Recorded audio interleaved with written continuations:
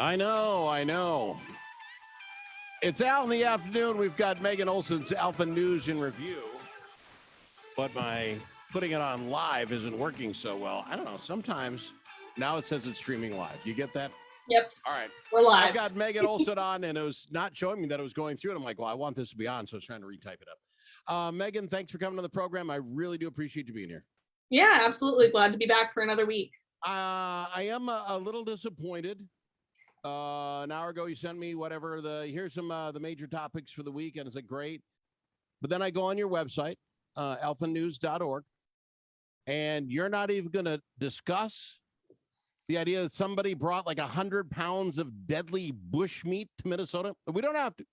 You know, we don't have to. It's one of those things, Al, where I feel like people are always doing crazy things, and those are popular stories, but the COVID stuff definitely is more overpowering. I get it, but my gosh, if I'm going to look at all news stories all day long and I see this, what about a guy bringing 100 pounds of non-processed meat across the board? I'm like, oh, it would have been hard for me not to talk about it. But we won't talk about it. I didn't bring it up. If you want to see the story, go to alphanews.org, but I did not talk about it.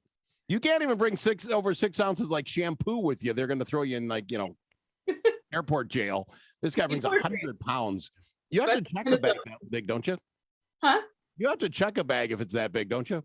You do. They'll confiscate it. All right. Well, we can't talk about it. You didn't have it on your list of things to talk about. Alphanews.org if you want to see it. It's the strangest story I've ever. Really? Okay. Thank you for bringing that up. We're not talking about it. Let's talk about this. I brought this up on Monday with Tim Collins, and I was actually wrong on this. When Minneapolis and St. Paul sent out their mandates, vax mandates, it was confusing as all get out. It is just for restaurants, bars, and entertainment centers, places like that. That's why, like the Target centers in this. But what I don't get is what included in it. Just because if I have my vaccine card when I got the Johnson & Johnson in March of 20. And it only lasts for 6 months to begin with, and it didn't work that good, but that counts. That's enough. And, you know, Al, the craziest thing about this all is that we had the Supreme Court last week shot down Biden's 100 plus employee businesses being required to do the vaccine or testing every week. So the people serving you in these establishments, that is any establishment that serves food and beverage, that's bowling alleys, that's performing arts centers, all of this stuff. The people serving you, the employees, do not have to abide by this, but you as a patron do. See, and I just read that. I read that today. I'm like, this cannot be honest the truth. So right now, if you work at the restaurant or the bar, you don't necessarily even have to have a vaccine card or ever gotten the shot. But if I want to come into the place, I need a shot that could be worthless. Like I say, if you got the Johnson & Johnson, no booster since, because that's just who you are, the bouncer doesn't care. And the lunacy about it all is that the person who is unvaccinated and tested in the last 3 days is arguably being more cautious and safe than the vaccinated person, because we know for a fact that unvaccinated person is not positive for the virus. But we don't know about the vaccinated person because they're still pushing this narrative that the vaccine prevents you from getting the virus. But we know that is just not the case. But even one of your stories on Alpha News said the University of Minnesota came out and admitted that you can still get the shots and still transmit the disease. But they said straight out, but we're going to still make people get it anyway. They said, we'll probably require more boosters. Probably, even though we know that this doesn't work. See, and this is why I think people are getting a little nutsoid crazy about this whole thing. You know, you want to go along and you want to get your shot because everybody told you it would be the best thing. It's going to cure everything. You get the shot, and then, well, it doesn't cure anything. It'll help you from getting any sicker. And it's like, well, wait, at my age, if you're a kid, you're not buying, and now we're up to 2 shots, and then we're up 2 shots, and now we're 2 or 3 boosters into this bad boy. And again, the people managing the vaccine cards, there isn't someone. So again, I could have 1 shot and no more after that, but I got a card in my pocket, and the bouncer's not going to read it like he does my driver's license to see that I'm old enough to get in. We've been on this show for weeks talking about the labor shortage and talking about inflation. And so this is just another big top level government mandate that is really probably not going to go into effect as they would have liked it to, because the fact is that there's not enough employees to keep a business running, let alone to hire a new person to be checking these things. And, talking about this too, a more extreme example of these mandates can be found in the Ordway Theater. They're actually requiring all of their patrons to be triple whatever vaccine and then also boosted. And so even, the boosters are not approved for those under the age of 12. Those people will also have to test. If you're not vaccinated, you can still go, but you have to do the testing thing. But both vaccines and a booster? Like what? And don't they also then say you still have to wear a mask? Didn't I read that? That is, you can have all that and prove you do not have it and still wear a mask in the building. And it's a non-cloth face mask. Oh yeah, they want N95s. No cloth masks. No, only N95s. I had a friend text me the other day that she saw someone wearing 2 N95s on her face, and she was like, "I'm really concerned for her safety. Like, can she breathe?" Yeah, you're breathing in your own carbon dioxide. What gets me about this, and I think we talked about it last week, we're going on our 3rd year of this virus. By this point, we should know what works and what does not. The mask thing, we're into this, and I haven't seen a study yet that doesn't say, oh, this takes out 99% of all the things, unless you've got the 95 or the stupid thing they give you if you're germ warfare. I haven't seen that these work, but people are walking around with basically socks over their mouth, these gaiters, and thinking they're doing something for themselves. Yeah, we can stop the lunacy. It's all optics, and that further goes into how the Biden administration is handling this as well. Minneapolis and St. Paul are not letting the at-home tests be counted for this mandate, but now tomorrow we have the Biden administration launching their at-home testing. They bought 500 million more kits. They have over 1 billion kits now, and now each American can get 4 of them for free. They ship in 7 to 12 days. But why are we buying these if it doesn't count for anything? Well, see, and this is what's going to. I don't know why they want to hurt the hospitals. I'm trying to protect the hospitals. If you're going to get these things, if you're going to order your 4, have them in your house, and everybody gets 4, so you got 5 kids, you get 20 of them. You got them lying around. If you're going to use them, then trust them. If you're going to put it up your nose and find out if you got it, don't then run. Well, let's be sure. It says I've got it, but you're never really sure. Let's run to the ER. You're going to see that test positivity rate go through the roof because every human, even those now that are asymptomatic or getting the test, are going to be running the ER to also get a test. And especially if you want to go to the Ordway. Hey, I got a test that's positive, but I really want to go to the Ordway. I got tickets. I got to go get another test at the ER to find out. We really just need to adhere to the fact of if you are sick, stay home, period. I don't care if it's COVID. I don't care if it's the flu, if it's a cold. I don't want to get sick. Like, let's just stay home if we're not feeling well. That would sound like that would make sense, but you're only 3 years into a pandemic. You have no right to have this opinion. This is what's driving me nuts. And then you look at Minneapolis and St. Paul. The workers there can have the virus. We don't check them. We don't care. That's not a... But I can't go in having a test saying I'm free. I just took the home test. That doesn't count. This is maddening. I can see why there are 30% of Minnesotans that are just saying no, thank you. It makes no sense to me. It's not worth it. You getting a vaccine protects you. Me not getting it does or does not protect me, but that's my decision. Your vaccine is arguably a selfish choice, and that's good for some people. You do you. But the unvaccinated, like I said last week, they're not the problem. That's just not the case anymore. That's what we're learning more and more every day. All right, we'll find out. We've got much more to talk about. I got Megan Olson, Alpha News and Review. I believe we're going to talk some more stuff. We are not going to talk about 100 pounds of deadly bushmeat being brought into the state of Minnesota illegally, and nothing happened to that guy because that's not made the list. But if you want to see the story, it happens to be on the same page, alphanews.org.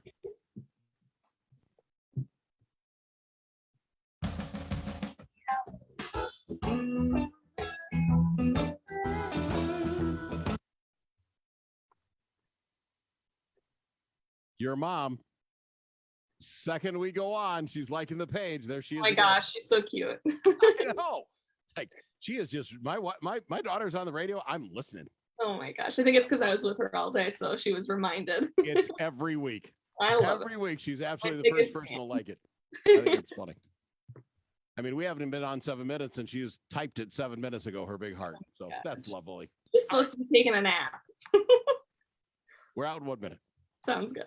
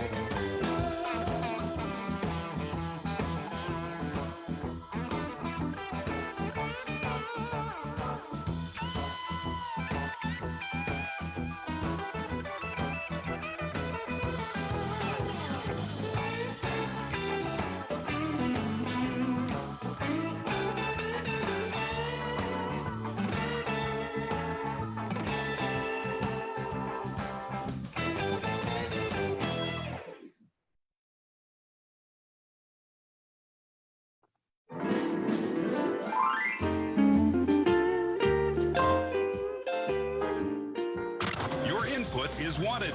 3 to 6, Monday through Friday. Al in the afternoon. It is Alpha News in review. I've got Megan Olson on. Megan, this next story drives me more than a little bit nuts.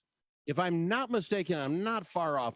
The state of Minnesota has $7.7 billion lying around waiting to be spent, right? I mean, that's what they're going to do. They're going to spend it. And at the same time, and does the judiciary have no flipping clue what's going on in the world today? Mhm. You're on your story. Minnesota courts are going to charge for access to public documents. Mhm. How is that just not a huge tax And and another way of hiding what's going on? These are public records. yep. And it's not even the fact that they are charging for access to these documents. I mean, the federal system, which is called the PACER system, does the same thing. They do 10 cents a page, and then if you don't spend more than $30, you don't have to pay at all. But now in Minnesota, it's $8 per download. No matter what you're downloading, it's $8. Whether it's 2 pages, whether it's 10,000, it's What $8. I don't get here, this is obviously just a straight tax, Megan. These guys have now set up all those court records online, right? So it's very easy. You can go through, find what you need to find. It's all searchable by anybody who wants to. What do they care? It takes no time out of their lives to let me download whatever I want to download. Yeah, we wrote this article in conjunction with Crime Watch, who we work with pretty closely. And so we think that kind of the motives behind this is just that they're receiving a lot of backlash for things being public that they don't want to be public. And certain journalists and certain outlets shedding light and bringing things to light that maybe they don't want to be seen. And so Crime Watch That isn't their job, Megan. The job is you do your job. You're a public official. You make papers. They go online so people can read them. That's why they're out there. It's why the computer was invented. It's an invention essentially to silence free speech. And, Crime Watch has said that they download per day 5 to 15 documents. So that would be about $840 a week or about $43,000 a year. So this is it's gonna be a huge hit for a lot of journalists, a lot of, outlets that rely on these documents to corroborate their stories, whether it's the Star Tribune, the Pioneer Press, all of us. I would imagine the lawyers of the world, because I presume every time you go to court, some lawyers got to go find out what your background was, all the rest. They're doing all this is going to cost lawyers a crap load of money. How are they not suing the state and saying, nah, no way? That's astronomical. $8 a download. I think lawyers have their own system for this type of thing, but it's weird because to me, it strikes me as almost like a paywall because you can preview pages of the documents you want, but then to see all of it, you have to pay an access fee. And to me, that's a paywall. Why is a public entity, something that is like, a Freedom of Information Act, public document, why is that being subjected to a fee? It makes no sense. It costs, there's not somebody that has to sit there and okay it. So they got to pay that guy's salary. This is all on computer now. It's all there. You want to do it, access it, find it. That to me, I tell you, somebody, maybe it's going to be Crime Watch, take these guys to court. There's no way that stands up. I mean, yeah, if you can't afford a good lawyer, you get a public defendant and you're not thinking that they're doing a good job, you take it on yourself to look up precedent for maybe your case. You're going to have to pay an arm and a leg to do that research now. So no, that's some crazy stuff. I was shocked when I read that story. What else you got for us? Yeah, so we have obviously the legislative session coming up. It's a big deal this year because it is an election year. It's a pretty pivotal election year with the governor on the ballot too. We have the Senate Republicans taking a stance on criminal prosecution. So they're going to be introducing some reforms, which include mandatory minimum sentences for carjackings. That'll be about 2 to 6 years of a minimum sentence, and also repeat armed offenders in that as well. Also having fund hiring bonuses for new police officers in high crime areas because we've seen a pretty big decline in police officers in places like Minneapolis and St. Paul. Wait a minute. You're saying if you throw rocks and eggs and signs that say we hate the police, that then those police officers don't want to work there? Is that are we correlating those two? Have we got a study on that? Are we sure that's why? And I'm really proud of Senate Republicans for attacking what is called the criminal first system here in Minnesota, which has been brought to light and come into law by the DFL. Basically what it is it puts the criminal before it puts the law abiding members, before it puts like law enforcement, the law itself. So now we're kind of tackling that system little by little and putting people in jail that should be in jail. Well, I don't think even amongst hardcore Republicans, that bill that they're talking about as far as minimum standards, you just have to, if you carjack somebody, it's 2 years or whatever Yeah. number that is. I think even unless you're the most narrow-minded, and I don't mean to box you, that you have to realize sometimes there's extenuating circumstances. Most of these are kids. You know what I'm Mhm. saying? And so you're going to say, well, now it doesn't work for kids. And okay, now he's 18, he's an adult, but you know what? Mentally, I think people in Minnesota, people in the country want there to be flexibility that a judge can say, I have to deviate because of this. I don't know that rock solid one size fits all works for And even that's the hardest Republican. Yeah, the Senate Republicans are tackling that too, and they're saying, we want to prevent judges from waiving that minimum sentencing for repeat armed offenders of 5 years. That's what the minimum is right now. They want to prevent judges from having that, but I think, like you said, discretion is really important. Every person is different. Every case should be viewed as independent and with no preconceived notion on whether it's a jury or a judge. But we'll see what happens with these reforms. I think criminal reforms are definitely going to be top of mind in this legislative session and into the election year too.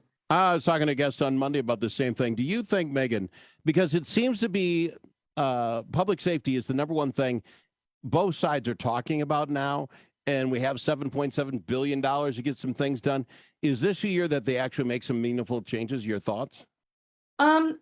I want to say no, just because a lot of these leaders are running for governor, and I think that is going to take up most of their time, which is quite frankly very disappointing.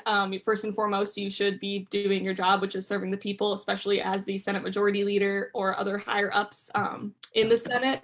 So quite frankly, I don't think they're going to have the bandwidth and the energy to put the effort into these issues that they deserve. But I do think new faces and voices are going to be elected this fall that are going to change the landscape in 2023. I think it's going to be interesting to see who gets in. I do. Megan, not that we want to talk about the whole traveler who brought meat across Oh the my border. gosh, you and But this if book. someone, I don't get to pick the topic. So my point is, if someone wanted to read that, not that we would discuss it, how do they find that story, Megan? Drive me crazy. alphanews.org. You can find all of our articles up on there. Scroll to the bottom and sign up for our daily newsletter. We definitely publish, 10 to 12 stories a day, a variety of issues, both local, national, faith related as well. So head on over there. Head on over to alphanews.org. And again, if you're going to have a title, a headline, no fine for travelers who brought deadly bush meat to Minnesota, you're going to get a guy like me to read it. I have to find out what's going on. I want to be a guy in the know. Megan Olson, I'm just not intrigued by bushmeat, Al. I'm sorry. What was it? Oh my gosh, it's just not even dried meat. Ugh. Anyway, Megan, thank you for being on the program. I really appreciate it.